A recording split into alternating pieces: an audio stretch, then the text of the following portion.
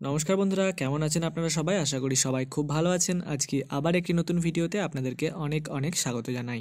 আজকের ভিডিওতে আপনাদেরকে বলবো যে এই যে জানুয়ারির শেষ এবং এই সময় আপনারা আপনাদের জবা গাছে কীভাবে যত্ন করবেন যাতে করে গরমের শুরু অর্থাৎ মার্চের শুরুতেই প্রচুর পরিমাণে ফুল গাছের মধ্যে পেতে পারেন। এছাড়া কী ধরনের সার গাছে গোড়ায় দিলে গাছ খুব তাড়াতাড়ি গ্রো হবে, গাছে সবুজ সবুজ পাতা বেশি পরিমাণে বৃদ্ধি পাবে, গাছ একটু ঝাঁকালো হবে ও গাছে ফুলের পরিমাণ বৃদ্ধি পাবে, এই সমস্ত কিছুই কিন্তু এই ভিডিওতে বলবো। তাই ভিডিওটি একটু স্কিপ না করে শেষ পর্যন্ত অবশ্যই দেখুন।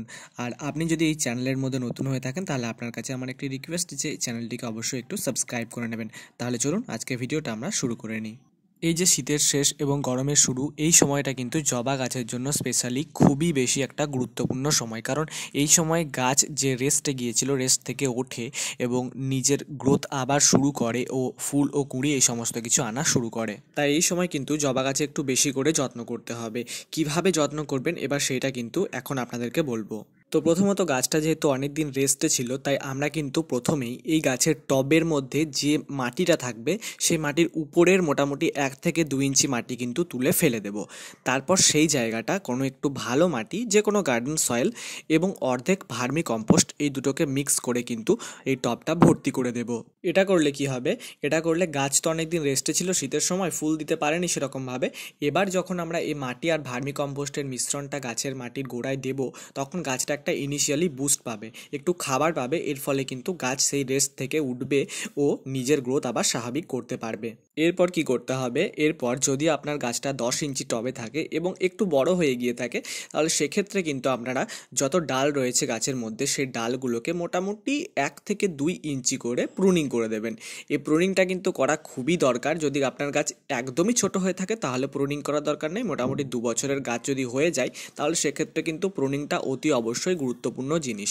তার কারণ এই প্রুনিংটা করলে আপনার গাছে কিন্তু নতুন নতুন আরও ডালপালা শাখা প্রশাখা গজাবে এবং সেইটি গজালে কিন্তু গাছ আরও বেশি ঝাঁকড়া হবে এবং যত বেশি জবা গাছ ঝাঁকড়া হবে তত বেশি কিন্তু ফুল আপনারা গাছের মধ্যে দেখতে পাবেন। আর যে সমস্ত জায়গা প্রুনিং করবেন গাছের, সেই সমস্ত জায়গায় কিন্তু অবশ্যই যে কোনো একটা ভালো মানের ফাঙ্গিসাইড লাগিয়ে দেবেন। এর ফলে গাছ কিন্তু ফাঙ্গাস অ্যাটাক থেকে রক্ষা পেয়ে যাবে। এইসব করার পর গাছকে মোটামুটি আপনারা 1 থেকে 2 দিন একটু ছায়াতে রাখবেন, ডাইরেক্ট রোদে রাখবেন না। তারপর 1 থেকে 2 দিন পেরিয়ে গেলে কিন্তু অবশ্যই গাছকে তীব্র রোদের মধ্যে এসে রাখবেন।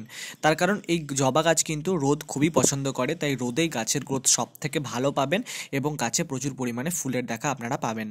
মাটি আর ভার্মিকম্পোস্ট গাছের গোড়ায় দেবার মোটামুটি 10 থেকে 15 দিন পর আপনারা কিন্তু গাছের গোড়ায় সার ব্যবহার করবেন। সার বলতে কিন্তু রাসায়নিক সারও হতে পারে অথবা জৈব সারও হতে পারে। তো এই যে জৈব তরল সারটা দেখছেন, এটা কিন্তু এখন আমরা গাছের গোড়ায় ব্যবহার করব। আপাতত এখনকার মতো কিন্তু এই তরল সারটা ব্যবহার করলেই হয়ে যাবে। এই জৈব তরল সারটা হচ্ছে খোল পচা জল।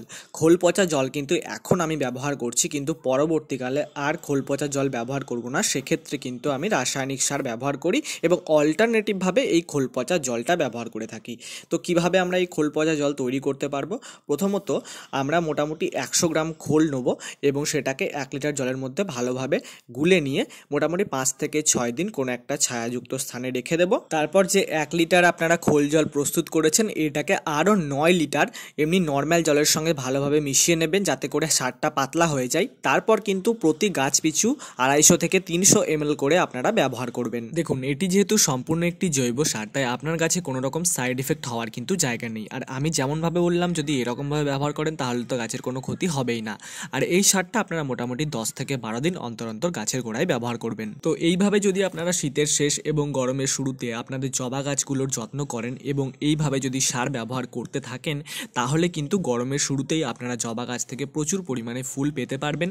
তাতে আপনার গাছের স্বাস্থ্য ভালো থাকবে, গাছ খুব ভালো গ্রো করবে, কোনো রকম সাইড এফেক্ট কিন্তু গাছে হবে না। তাহলে বন্ধুরা, আজকের ভিডিওটা আপনাদের কেমন লাগলো আমায় কমেন্ট সেকশনে অবশ্যই জানাবেন। ভিডিওটা যদি আপনাদের ভালো লেগে থাকে তাহলে একটা লাইক অবশ্যই করে দেবেন। আর এই চ্যানেলের মধ্যে যদি আপনি নতুন ভিডিও দেখছেন তাহলে কিন্তু চ্যানেলটিকে সাবস্ক্রাইব করতে ভুলবেন না। তাহলে আজকের মতো ভিডিওটা এখানে শেষ করছি। দেখা হচ্ছে অন্য একটি গাছ সম্পর্কিত ভিডিও নিয়ে। সবাই খুব ভালো থাকুন আর নিজেদের গাছের যত্ন করুন।